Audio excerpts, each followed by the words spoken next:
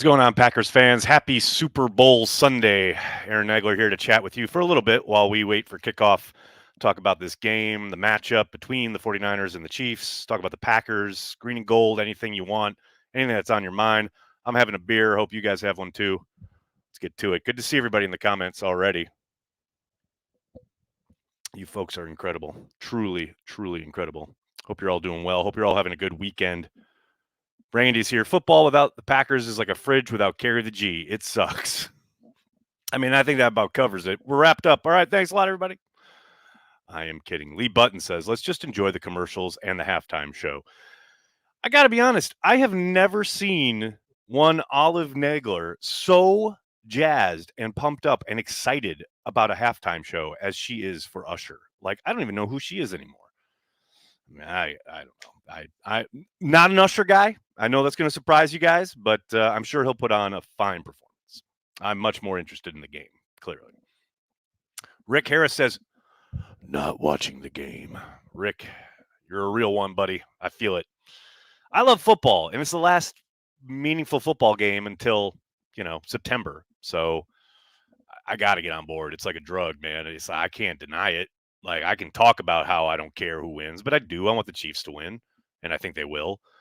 But I understand that position. Don't get me wrong, especially Packers fans having been 2 games away from this game. I get it. And I will also say, shout out to Jordan Love for his day at Radio Row at the Super Bowl. Everybody kept asking him who he's picking and who he's like, I've got the Chiefs. I can't. We lost to the 49ers. I can't choose the Niners. Like, that's a guy who gets it. His heart's in it. He knows what's up. Love this, man. Early drinking and Nags. Let's go. Nags, you ever smoke before a game? No, I'm not a smoker. It's not my thing. It's never been my thing. Going back to college, I tried it once or twice. Never really liked it. That was it. It's just not my bag, man. Am I ever going to make it to Media Row? That looks like a great place to meet up with folks. Brandy, I used to go every year when I was at Bleacher Report and then Sports Illustrated. I went for about almost 10 years in a row. And yeah, it is. It's a great networking spot, and you can get some good content, and there's no doubt that there's value in going there. But Corey and I have kept, continuously saying we'll go when the Packers are there. It hasn't happened in a while, obviously, but I used to go every year, and it's a good time. It's not a great time. I much prefer the Combine. The Combine is kind of similar in the sense that you really get to see a lot of people from across the league, a lot more people from across the league. And it's a lot less entertainment driven and much more football driven, which is what I prefer. But yeah, it is a good time. No doubt about it. Next, can you do me the solid and go to Brazil for me, please? Will, we're hoping if the Packers are playing in Brazil against the Eagles, we will be going. Corey and I will be there. Zero doubt about it. Christopher made it from Twitter. Carry the G. Hey, Nags, let's go. Don't forget to like and subscribe. Go, Pack, go. Christopher's like a hype man up in here. Thank you, buddy. Appreciate you. Aaron Harper says, hi, Aaron. Hi, Aaron. How are you? Good to see you. That Micah Parsons Jordan Love podcast was so good. Mr. Mikey Riggs, you are not lying. I'd seen 2 clips, kind of outtakes from it on social media this week, obviously. And then this morning, I finally got to sit down and watch the whole thing. I cannot recommend it enough. Every Packers fan should watch that interview. It is so great to see Jordan Love completely relaxed, absolutely being himself, and talking about the season he just had. And obviously that includes the game against the Cowboys, which Parsons was, part of.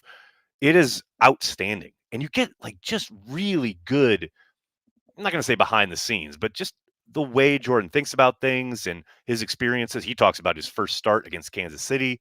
He talks about, obviously, the playoff game against the Cowboys, all the different kind of ups and downs of the season. He talks some real hardcore football stuff. It is awesome. I cannot recommend it enough. It's really, really good. Ty, TV Fanatic. See, there. That's perfectly stated. These are 2 teams who I don't give a crap about. I am going to watch because I love football. It's as simple as it is, right? And I'm right there with you. I love football. It's the last meaningful game of the year. I got to watch from kickoff to final whistle. And I will admit I'm 100% rooting for the Chiefs, mostly because I want my daughters to be happy because Taylor Swift's team won. It's that simple. I'm guilty. I get it, man. Michael, getting us down to some serious business here. Do I think Runyon is gone? Yes. Yes, I do. I'll be surprised if they bring him back unless they can get him to agree to a extremely, and I'm talking shockingly team-friendly deal, which I don't suspect he will. I think if he hits the market, which he probably will, he'll get a decent deal someplace else. But I think it's going to be way above what the Packers would be willing to pay. And I think he knows this. You saw, I'm sure, the kind of, I guess you'd call it emotional interview at his locker on locker cleanout day. Um, how special he thinks Green Bay is and how much he enjoyed playing there. I don't doubt for a moment that he would like to return, but I think he knows he'd be leaving some big time money on the table if he did. So it's one of those tough things, man. And, the fact that eh, he was in a platoon with a guy who is undoubtedly in line to take his job and never once had beef, never once made a stink, just did his job. And I know there are probably people out there who will say, well, that's what you're supposed to do. Yeah, but we know in this day and age of professional athletes who have immediate contact to not only the media, but fans like mainline through social media, the fact that he never made a stink and never said one bad word or really never vented any kind of frustrations, which I'm sure it has to be a bit frustrating, really speaks to his character, really speaks to him as a player and a guy and a teammate. And I respect the hell out of that. Badger Trio, what's going on, man? Love looking at the Lombardi. Yep, we winning one. Baby. Been too long. 2010 feels like ages ago. Although, it's not like we're the Bears and it's been since like 85. How hilarious is that? Justin, how you doing, man? Glad you're doing this because non-Green Bay Packers fans and even some Green Bay fans need to realize we're the best franchise ever. Some teams pop up and go away, but we're still here, not going away in the new era. You damn right, Justin. That is well said. And I think it was Ross Tucker who had a kind of outtake from one of his podcasts where he was talking about do like Steelers fans and Packers fans and do they understand how lucky they are? Because, the Packers are one of the real kind of legitimately stable franchises that does everything at a very high level and really kind of continuously is fielding maybe not always, championship contenders, but they're always working towards making sure that that window is open. And I don't think there's any doubt that you saw that happen this year. And everyone thought, oh, everything's going to fall apart and fall off once Rodgers is gone. And that certainly didn't occur. Although, early days didn't look great. But, it's a franchise that has found a way of working. And it may not be the way you want them to do it, may not be the way that the NFL media thinks they should go about it or other teams do it, but it's their way of working. And it is pretty damn successful and has won a whole lot of fucking football games. And I'm excited to watch Jordan Love lead them to a bunch more of those wins. MP, I'm falling in love with Love on this Micah pod. Seriously, yes, I totally agree. It is the most relaxed, most kind of, I want to say, I know I've seen a lot of people reference like, oh, he's really just being himself. I'm like, I don't know. I don't know the man, obviously away from the facility. I've spoken to him in the locker room a handful of times, but that's about it. But to my eyes and ears, it sure feels like it's the most relaxed I've ever seen him. And the fact that he's just talking to a guy that he like feels is a peer and he can just relax and talk ball. It's great. It's so good. Cannot recommend it enough. Badger Trio, thanks for the super chat. We don't rebuild, we reload. True story.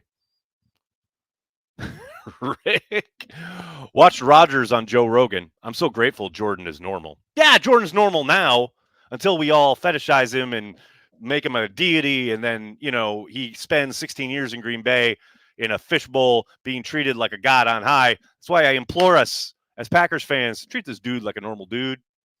Enjoy what he does on the football field. Enjoy his football side. And then let everything else just go and just be a dude away from football when he's not doing football stuff. Please, I am begging us as a people. Because we've had two now who have like come to Green Bay as young men and spent 16 years plus there and then left and been really kind of interesting off the field. Let's let Jordan be a dude off the field, just not care or question or even want to know about what he's doing away from football. That's how I implore us as a people. Joe, what's up, man? Love seemed much more at ease talking to Parsons than he does at press conferences. The ums have been noted for the at press conferences weren't there. And I've talked about this before here on Daily. Yeah, it's a verbal crutch that he's used since basically he started having to speak in the public eye. I remember his rookie year. He was doing the same thing. And you're thinking what you want to say, trying to make sure you don't say anything that's going to get taken out of context or blown up inappropriately or things like that. So the gives you time to gather your thought just for a second. And yes, when he's on this pod and a couple other interviews that I saw him do over the course of Radio Row, he's just chatting, just hanging. And that's what you want, right? I remember I got so mad earlier this year because I know on the YouTube chat, on the Packers YouTube channel, people kept counting the ums and things like that. And I'm like, you go up there, you try it. You'd all sound like idiots. Not you guys, obviously. You're all very well learned, very talented in front of the mic. Packers fans. I'm talking about the Yahoos over there on the Packers YouTube channel. Steve, what's up, man? Love it, pun intended. Let a dude be a dude. Absolutely let a dude be a dude. And that's the thing, like it's so hard. And here's the other thing I will say about this interview and the Parsons pod and the praise that everyone's giving it, rightfully so. I've also seen a few times on Twitter, well, the beat never asks these kinds of questions, and the people on the beat ask the dumbest shit. It's like, okay, I guarantee you, to a person, if the people on the beat got the same kind of A, time, and B, format as Micah Parsons was allowed, almost every one of them would have a great conversation with Jordan about his career, about his season he just had, about football. And look, I understand how the game is played. Bleacher Report has muscle, and they get him, and Micah is a name, and undoubtedly Jordan Love and his people were like, oh, yeah, well, yeah, absolutely, we'll go on that. But like when you're standing in the middle of the locker room with a 60 people scrum and you've got to shout to get yourself heard for one question, yeah, you're not going to have the same kind of a like conversational tone, but B, Jordan's answering in a very different way because he knows there's a million cameras on him that's going to go on Packers.com. It's going to get clipped on the nightly news and social media and blah, blah, blah. So it's just a very different environment when you're on the beat as opposed to in a great kind of setting like Micah Parsons was. Jordan gave a lot of credit to the other 10 guys in the field. Dude's humble. I loved his line where he said, what was like 4,000 yards, 32 touchdowns doesn't happen by myself. Like that's a lot of other people making plays. He ain't wrong about that. Finally catch you live, Mr. Nagler. Best wishes from Germany. Carry the G and go Pack Go. Green Zone TV Packers podcast in the house. Hello from New York City. Hope Germany's treating you well, and I hope. I'm not only hope. I hope and pray the Packers make it to Germany soon. Man, come on now. Green Bay in Germany, like in October. Let's go. And I know it's going to be a few years yet, but that has to happen. I'm praying for that day. Brandy says, and when the players do answer, the remarks get twisted. Sometimes by less than scrupulous operators. And at this point, I think most fans in the social media space who have a brain know who's about what, right? And if there's a guy or a outlet that always twists things and always sensationalizes what should be a mundane quote, blah, blah, blah, like just keep scrolling or ignore it or whatever, But yeah, there's certainly some of that. No doubt about it. Puppy Bowl is a barn burner right now. Oh, I got to let Olive know. Olive. I don't even know if she knows it's on. She's a big, she likes to watch it every year, but I don't know if she knows the schedule. Puppy Bowl is on. There you go. Just had to let her know. I would laugh if it takes the Packers the same amount of years it took them to be in England. Well, Lee, the difference now, of course, is that the NFL can compel them every 4 years. It can literally make them and will make them give up a home game to go overseas.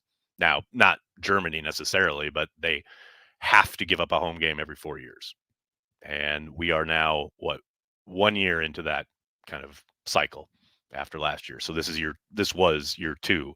So two more seasons, and then the NFL can say, yeah, you're going to England or you're going to Germany or you're going wherever, which sucks, but it's part of growing the game. Packers versus Eagles in Brazil makes sense. I agree, Badger Trio. I mean, you look at kind of all the particulars around the possible matchups, and there is zero doubt that Packers Eagles is probably the most attractive, both from, I think, an NFL marketing standpoint and probably from the Packers standpoint. The problem, of course, is that I don't know if the Eagles would give up a home game against the Packers because they know Packers fans would pack out the link. So that's always been the problem. That's why the Packers never went to England until they had to, etc. Doc Russo, what's up? I liked when Love talked about what he learned from seeing A-Rod. I like the A. Jones talk too. Yes, both of those kind of moments were great. I did really appreciate what he talked about regarding Aaron Rodgers and seeing him in practice and all the stuff pre-snap, but also some of the throws that I loved the note he said where he mentioned how, you watch the games and people freak out about what he does with certain throws and certain plays. And he's like, oh yeah, we see this in practice all the time.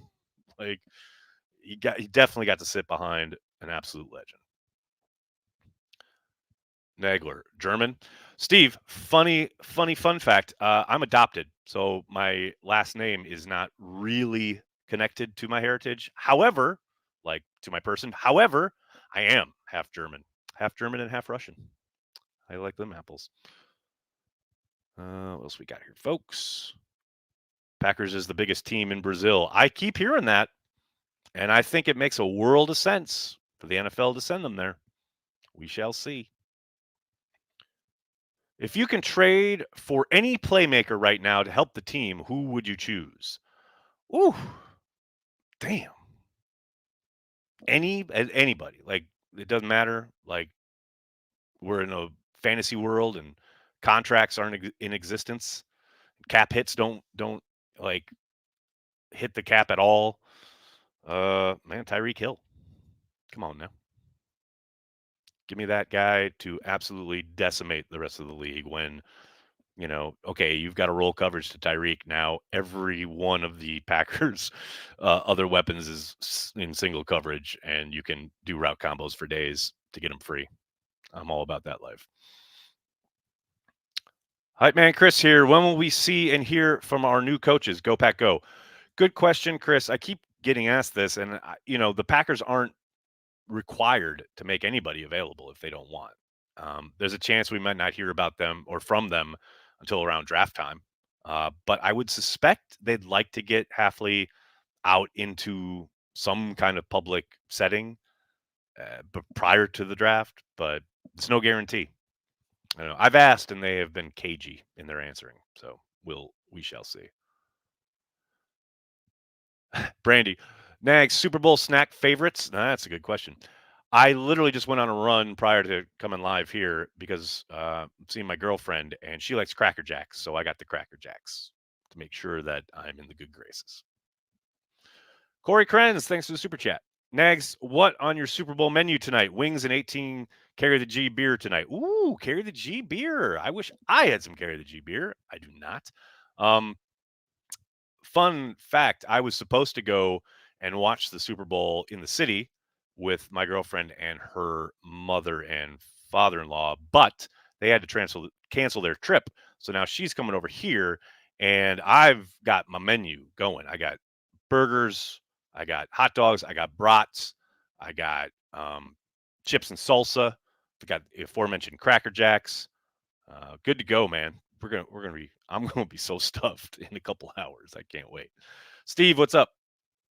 Quiet super chat. England and Germany aside, Where would you like to take the girls? Italy, Greece, Spain, etc. Lots of Romans love the Packers. Romans love the Packers. Who knew? Man, I would love to go to Greece. Living in Astoria for as long as I obviously have met and know lots of Greeks, Greek families, people of Greek descent. I would adore going to Greece. Um, but yeah, taking the girls, they've been to London. That's about as far as they've been from home. I would love to take them to, honestly, I want to go to Berlin in the worst way. I want to go to Germany. So, but anyway, fun fact, in May, I'm going on a cruise with my dad. I'm going to Barcelona and a couple other spots uh, after, obviously, post draft, before training camp, etc. Nice summer break. Dad and I going on a cruise. It's going to be a lot of fun. Ryan, what's going on, man? Better to play the Eagles in Brazil than Philly. Yeah, I mean, sure. Definitely takes away the kind of home field advantage. No doubt about that. But we'd still beat them in Philly. I ain't worried about that. It's easy for me to say that right now, but I don't know. Check back. Do I ever get annoyed this time of year that the NFL has a habit of neglecting all their championships that were won prior to 1966? No, I don't get annoyed at all because I know the truth. Hell, I went and watched the first kind of known, preserved, such as it is, broadcast of Super Bowl I at the Paley Center here in New York yesterday. It was fucking incredible. I cannot express how dope this is. Some gentleman who had a two reel tape, like recorded it, and it was almost, there was kind of, for a long stretch of it, he was almost making his own, like, how you go on NFL Plus and you can get the condensed versions of games. He was like doing a condensed version with his tape recorder. Like he was recording the plays and then unrecording and then recording a play and then unrecording. But he had the whole intro and the whole kind of first half. The only downside was it is missing like the start of the third quarter, so you don't get to see Woods' big interception. But it's incredible, and to see, I mean, just the way the game has changed and then hasn't changed was absolutely amazing. But yeah, no. Do I get annoyed by that? No. I know the truth. I am armed with the facts, sir. Their PR campaigns do not concern me. Chris, what's going on? Never been more excited at the end of a season with all the young talent growing together with Jordan Love and the change in defense. Huge 4 to 6 year run. Go Pack Go. That's the feeling, right? Now, nothing's a given. Got to go and earn it. But yes, I share your sentiments entirely. You really feel like you're at the start of something. And that's what makes me so happy and excited. Would like to see a 10-year Packers draft review. Legends in there like Devontae and Love, but we've picked so many that did not last in the league. Yeah, but Pete, that's literally every draft from every team. Like, yes, there are certainly better drafts than others, but if you go through any GM's draft history, you will find plenty of dudes who just fall by the wayside. That is why when people start talking about how terrible Gutekunst is and how awful his drafts were at times, blah, blah, blah, has he missed on some? Absolutely. Has he had a bad draft or two? You bet.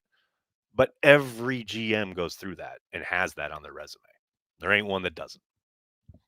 And speaking of draft reviews, Corey and I are going to be doing some of that starting on Wednesday. Packer Transplants Live, Wednesday afternoon, off-season edition. Mark your calendars. Could the Packers do a Patrick Mahomes type deal with Love? Do longer-term deals like that make more sense for the team? Andrew, could they? Yes. Will they? I highly doubt it.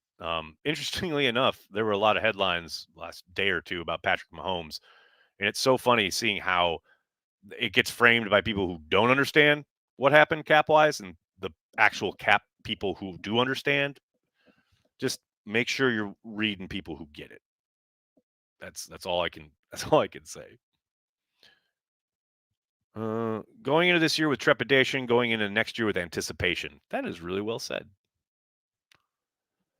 Oh, Brandy, yeah. Can Goot just hit on one safety? That is the bugaboo. I mean, you're not wrong. I will say, though, it is funny to watch how the narrative has changed, because remember, there were many years people were saying, oh, Gutekunst can't draft skill position players. And then in the last 2 years, he's drafted like a whole offense full of skill position players. You know, sometimes you hit, sometimes you miss. Keith, yes, cheers to Tom Grossi, NFL Fan of the Year. Gave Tom his flowers last week, continue to do so today. I know he's in Vegas, partying, having a good time, throwing down. Congrats to Tom, the man, the myth, the legend.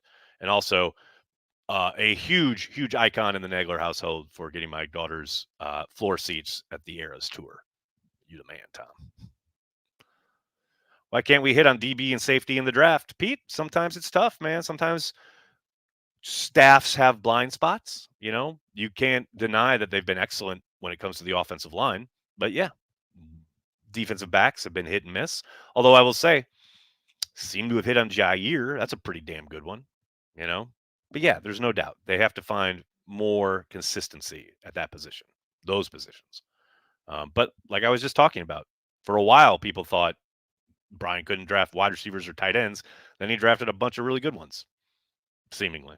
You know, it's still early days, but early returns are good. Yeah, you never really know. Hey, Aaron, what was your first Super Bowl memory? That's a good question, Jim. I actually kind of just answered this on Twitter, but I don't have a very specific one. I remember watching it every year with my dad, my family, my grandpa, etc. I just remember the NFC always like kicking the shit out of the AFC. And I know there were like outliers in there, like I think the Raiders won big one year against Washington and things like that. But man, it seemed like every year it was like the 49ers just killing somebody. That's what I remember from when I was a kid, you know. And I only like remember those kind of narratives because the Packers were never even in contention. Like it was never an idea that, oh, the Packers could make a run this year. That never happened when I was a kid. So yeah, it was always like, oh, who are the 49ers going to kill this year? That was kind of how I grew up. Patrick, how are you, man? Since you're an esteemed man of theater, okay, relax. Can we get a watch party and critical review of the 1996 film Reggie's Prayer sometime this offseason? Look, man, I appreciate the sentiment, but no. I'm still trying to work out the Lebowski watch party in the offseason. I've been trying to do this for 2 off seasons now, and I failed. So I gotta make that happen first before I do anything else. But I do appreciate the thought. Ooh, let's move Stokes to safety. I don't see him as a safety.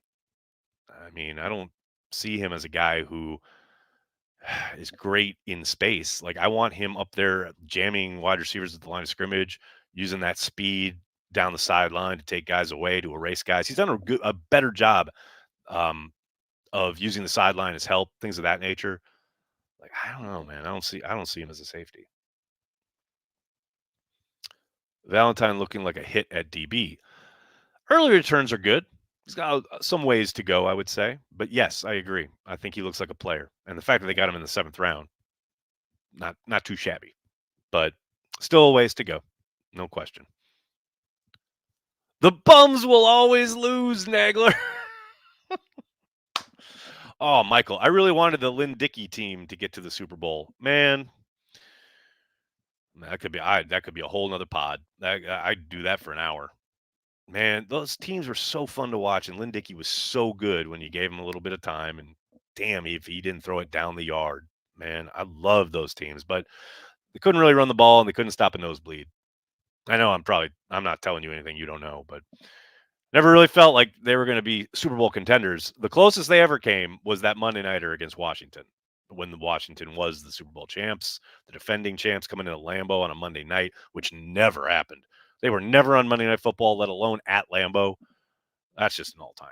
That is just a great game. And I love the stories of how Bart Starr talked, then as obviously as coach, about how we're going to go and we're going to score all these points on them. Like he was so confident. Absolutely love it. All right, buddy. I'm going to have to get going. I cannot thank you enough for hanging out and talking about the game, about the Packers, everything going on in the NFL.